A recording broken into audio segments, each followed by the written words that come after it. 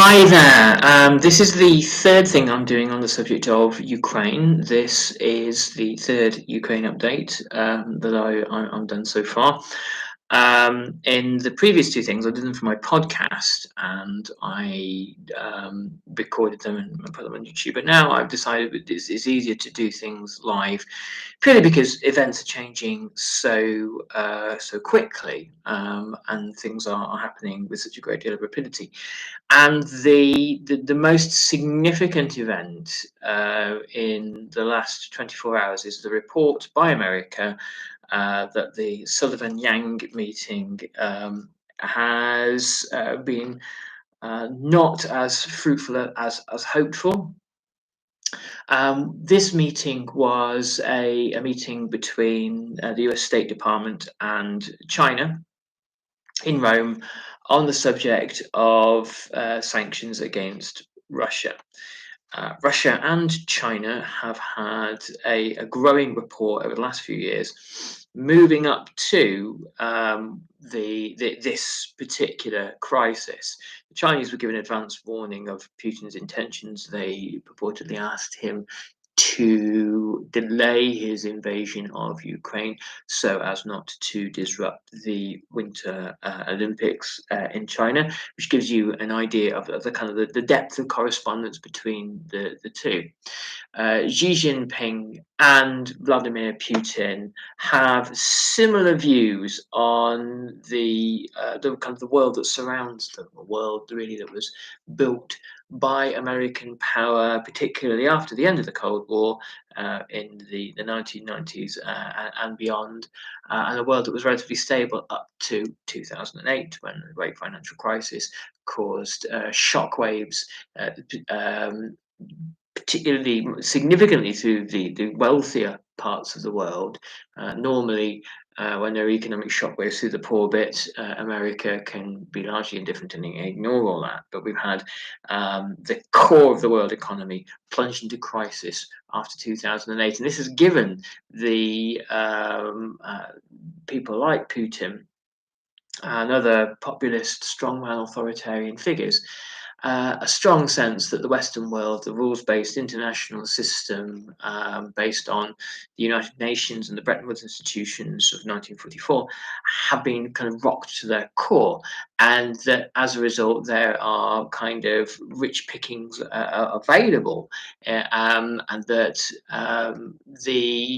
a new kind of great power system can be established, like the Congress of Europe in the 19th century, where an imperial Russia, a weakened America, and an imperial China, the three of them can do things like carve up the EU if they wish to. This is part of the vision. And this is sort of always what Putin had hoped for, to wage some kind of revanchist wars in Europe, perhaps to take back the Baltic states as well as Ukraine, and to restore the balance of power and restore the borders of what would have been the old Soviet Union or even the Tsarist Russian Empire. And to bring countries like Hungary and Poland back into the Russian sphere of influence. Now, with the rise of people like Viktor Orban in Hungary, there was ample reason to believe that if you were an authoritarian strongman, that there would be all sorts of sympathetic figures waiting to join you in a kind of anti-democratic, anti-rules-based sort of celebration of or kind of alliance or coalition of similar powers. Of course, there is a very good reason why Poles and Hungarians don't do this and don't find this attractive. Now, my poor planning has meant that my batteries are about to run down, so I'm just going to go and grab my charger. This is hugely embarrassing, but I'll be back in a moment.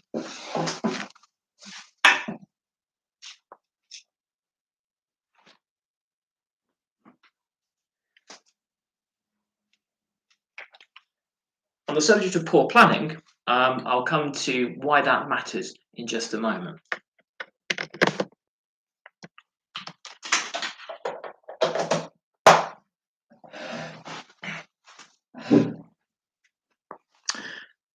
problem that Vladimir Putin has experienced is that the anarchy that seems to reign within inside the Russian armed forces, the chaos that is really the product of a kleptocratic state. If you have elites stealing things all the time, you're not going to have well functioning armed services, because embezzlement and a lack of investment, and also a refusal to allow the talent to rise to the top because they can be threatening and dangerous.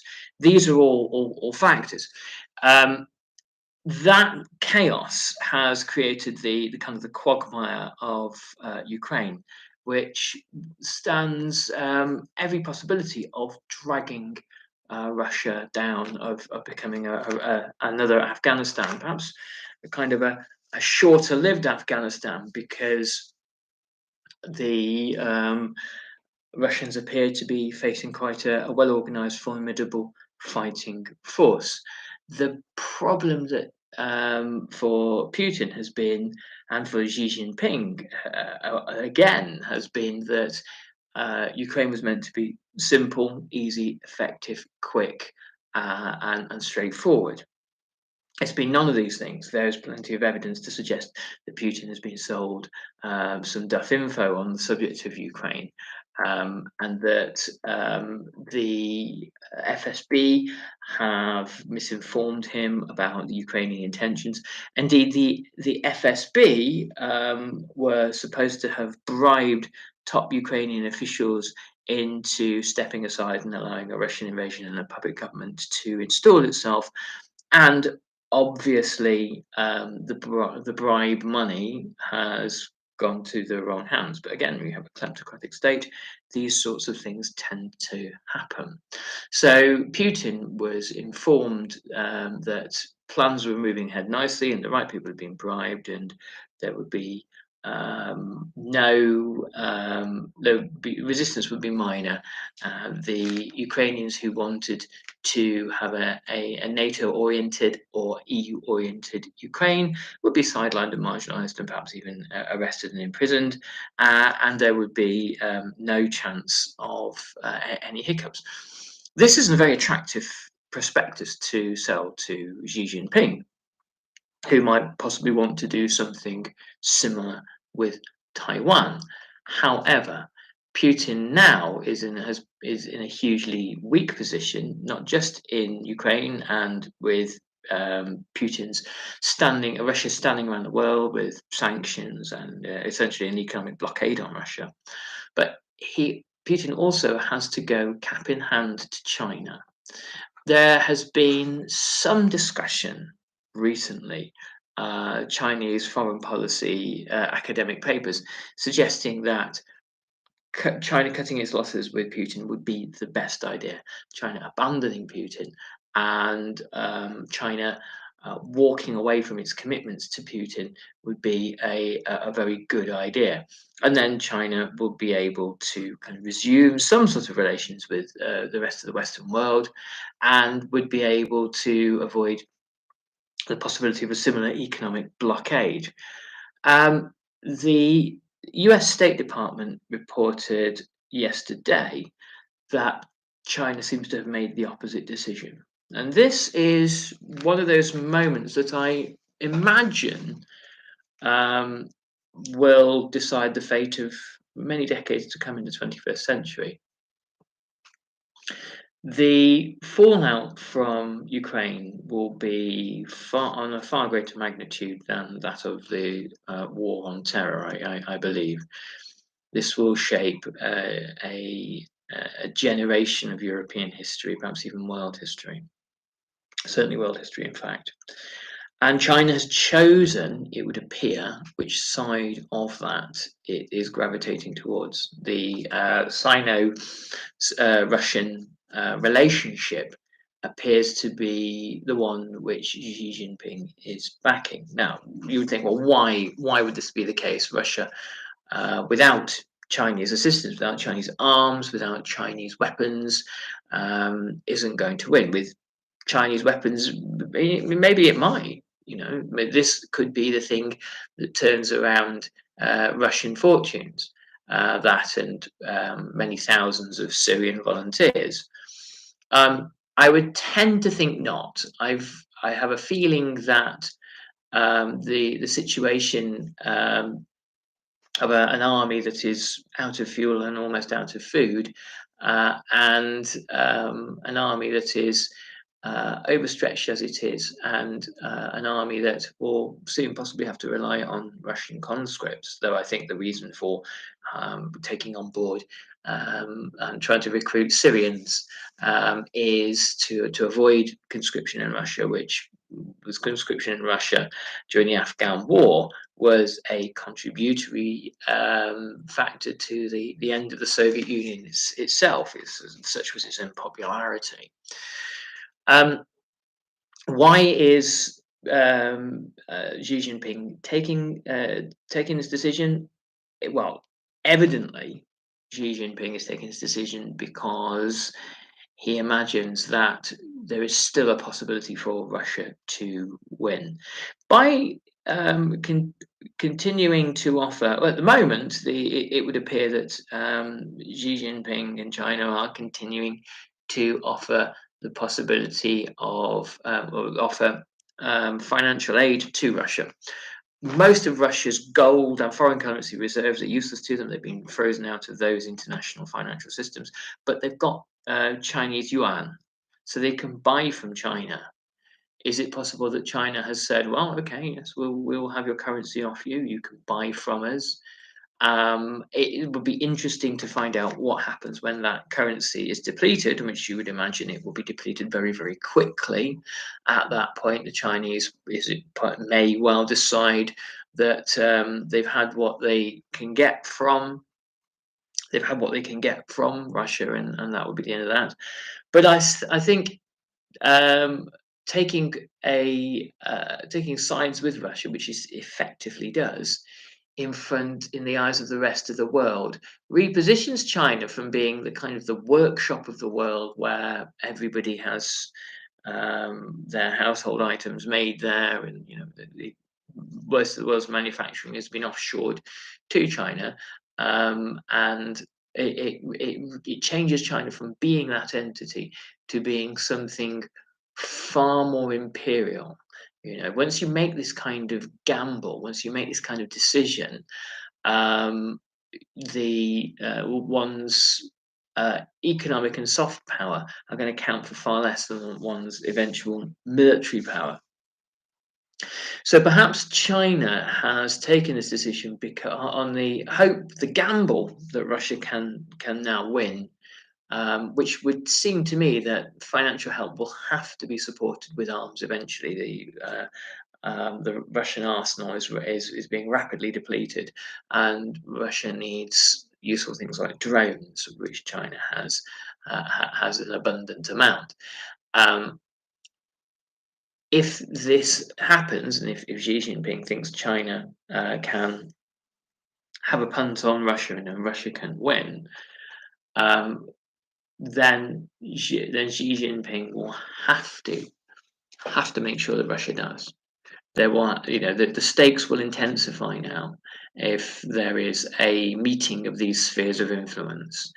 If there is a meeting of these two imperial powers into one Moscow Beijing pact of assistance, and if that happens, then all bets are off as far as the Indo-Pacific or the Asia-Pacific region goes. The Chinese have had a sense, as the Russians had, of encirclement for the last 2 decades. There is, in far more so than against Russia, there's a string of overlapping alliances and pacts in the Pacific and in Southeast Asia to contain China and to prevent Chinese expansionism.